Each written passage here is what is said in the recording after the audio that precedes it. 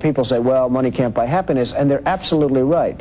But it does make it easier. I firmly believe that. I really look at money as being something that is totally unessential, but something that you should certainly try and have enough of. It means that there are problems that you would have if you didn't have money that you just won't have, to the same extent. If the world collapses, if wars begin, if everything else, I'm not sure that it matters from an economic standpoint what happens as far as Trump is concerned, but I would like to think that I can weather most, and I would like to think that most people can. I don't want more or less than anybody else. My life was so great in so many ways. I think I've done a really great job of getting out of trouble. Well, nobody's bailing me out. I bail myself out. I was at the highest of all pedestals. Beautiful wife, beautiful everything. The hottest in the country. I mean, life was just a bowl of cherries. The highest point, everything I touched turned to gold immediately. Everything I did turned to gold, and life started getting boring. And then one day, the pedestal was knocked out from under me. I had $975 million worth of personal debt. It was unbelievable, to be perfectly honest, and it's really not that big a situation, I think that I'm a rather, and you will be surprised, but I can be a rather humble person if I want to be, if I feel I'm in the right environment.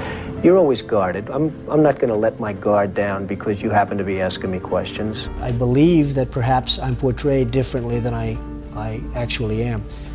I believe I'm portrayed in a rougher sense than the actual product. And I hope that's true, because I hope the actual product is a lot more mellow than the portrayal. I think people see me as a fighter. I think people have always seen me as a fighter. They know that I don't take a lot of crap from people and from others, and my life would be a lot easier if I did, to be perfectly honest. Well, I don't know, is that supposed to be a compliment or not? I'm not sure. Now, when you're in a depression, you have to sort of go with the punches. You have to go see your banks. You have to deal with people. I used to say to people, someday I'd like to be poor, just for a little while, just to see who's going to remain loyal to me. And I think that's the thing that I learned more than anything else.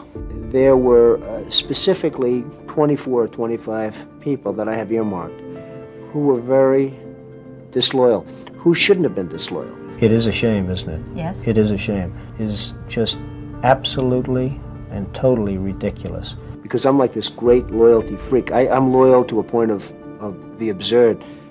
I stay with people. I like to listen to people, what they think. I create stars. I love creating stars. And there are very capable people in this country.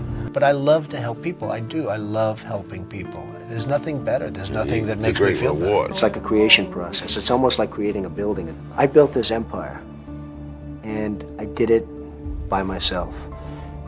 Nobody did it for me.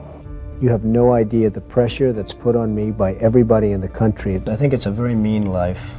Well, you never really know. I think I'm pretty outspoken, and that's not probably a good thing in terms of a politician. Well, it becomes a somewhat impersonal life, unfortunately, and I will tell you that I'm not sure that that's a very good thing or a very healthy thing, but it's where I am, and there's not, unfortunately, very much I can do about it, but maybe I wouldn't want to. Wall Street has a lot of respect for Trump.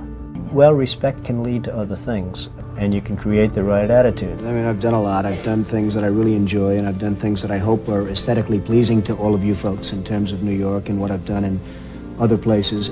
We're very proud of it, and that's really pretty much where I want to be. So I enjoy the creative process. I like building things. I like building beautiful buildings. I like doing other things. It really gives you something to do with your life, and it's something that you can feel fulfilled and proud of when you're finished. And so I just keep going forward. And when I'm not excited by something, I'm going to stop. And I enjoy what I do.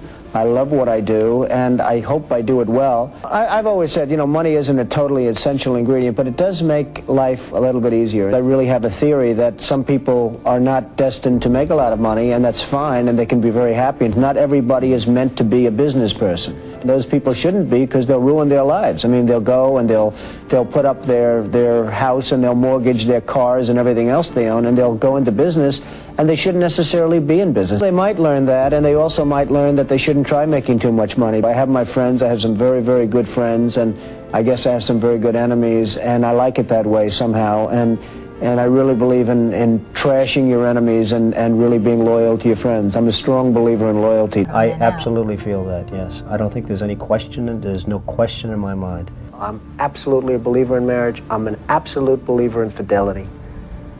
But if a marriage isn't working, that's a different ballgame. It's like my mother and father. They were married 63 years. And it was just one of those things. It wasn't work. I've always heard you have to work at a good relationship. My father didn't work at a good relationship. He went home, he had dinner, he went to bed, he took it easy, he watched television. My mother did the same thing. She cooked them dinner. But I always heard you have to work, work, work.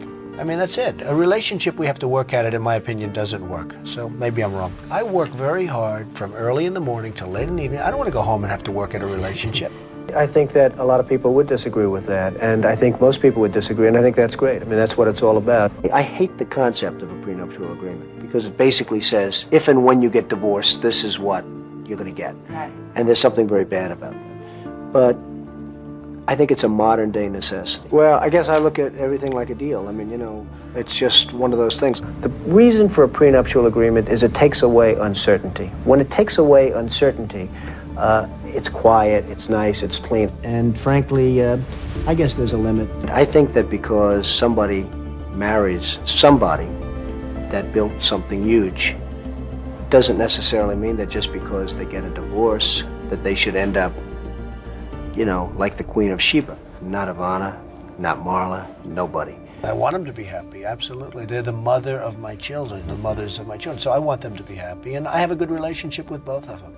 If you have the money, having children is great. There's nothing like a good marriage, and there's nothing like having children. I have 4 great children. As far as myself, I think I'm a very good father.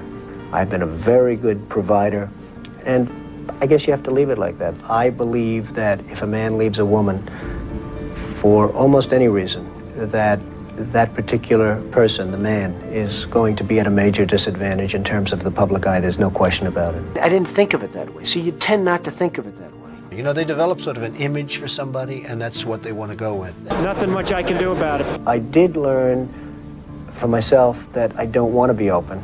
I don't want to make myself vulnerable. I also learned that you have to do what you want to do.